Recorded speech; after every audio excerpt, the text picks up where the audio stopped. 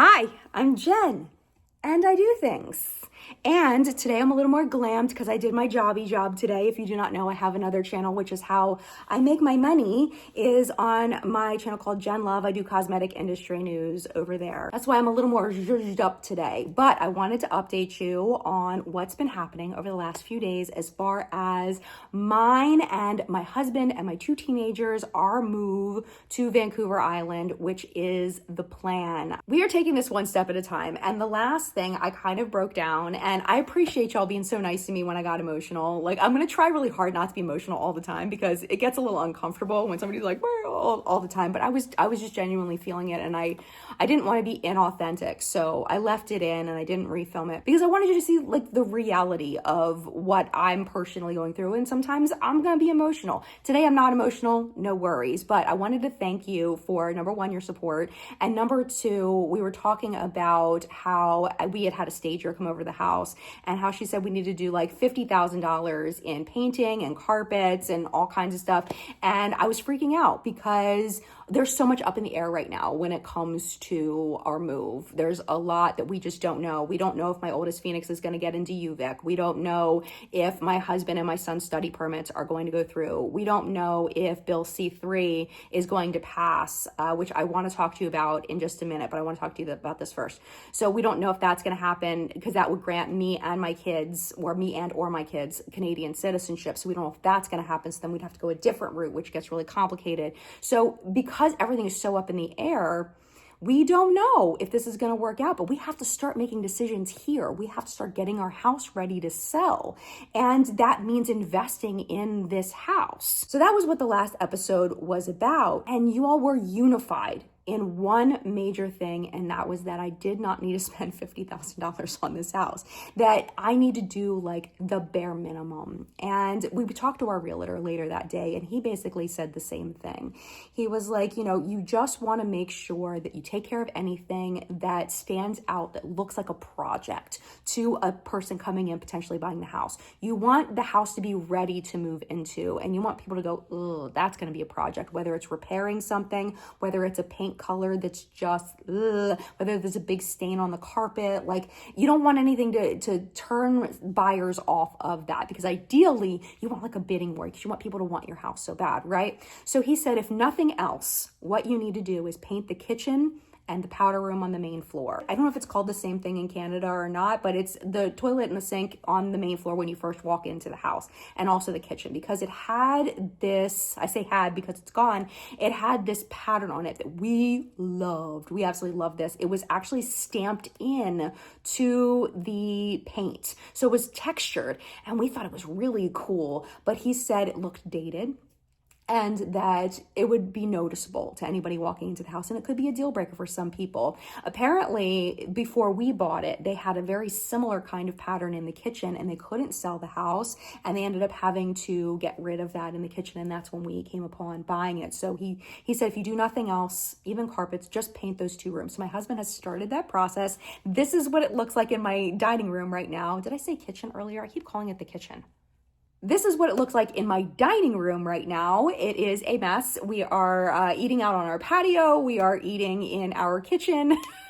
We're finding other places to eat because our dining room is not functional right now. So my husband's hoping to finish that paint in the next few days, and I can show you the finished look in the next update. The other thing that he's planning to start with is the bathroom. So this is our powder room. You can see it's very similar, except for it's got like this cracked look to it. And he put this big paint swatch on the wall to see what the paint would look like in there. So that's the color we're going to paint it. But that also needs to go. And in order to do that, he's got to like take the toilet out. So because the paint goes behind the toilet, it's going to be a huge project.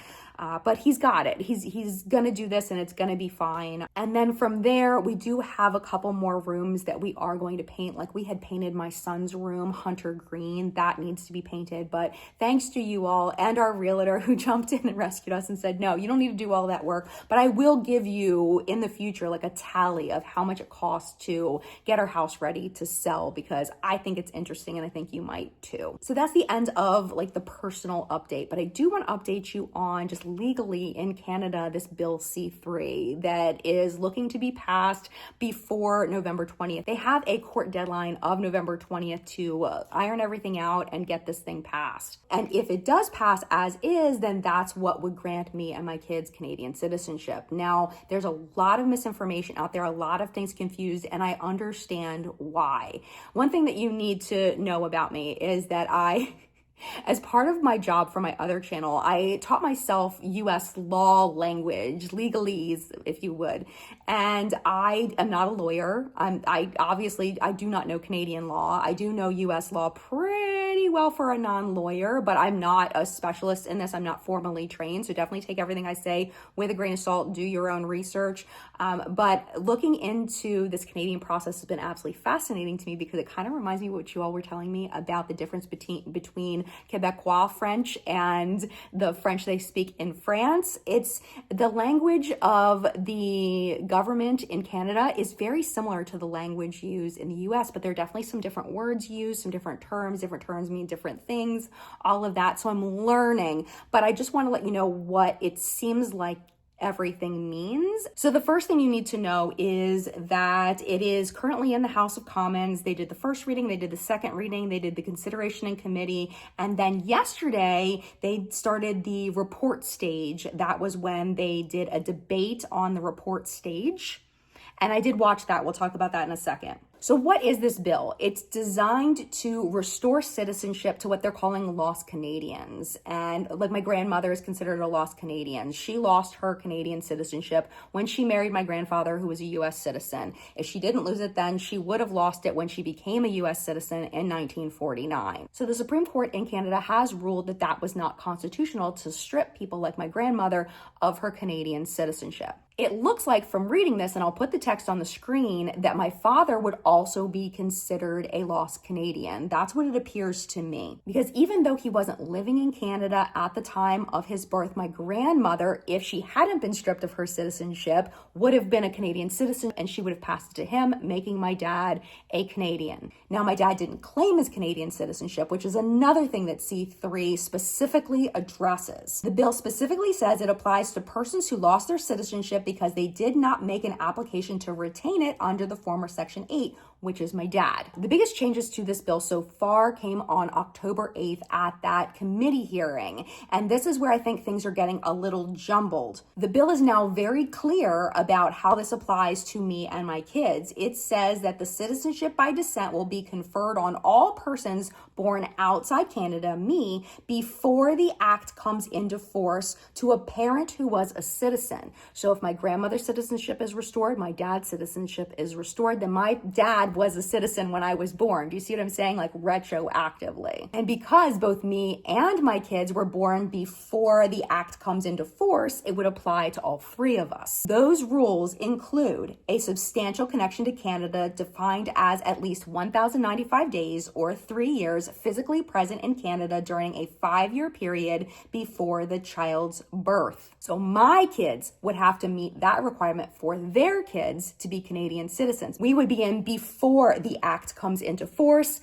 This is specifically for after the act comes into force. So I would not have to prove that they would not have to prove that I lived in Canada for 3 years in that 5-year period. It's just their kids because it's the after people.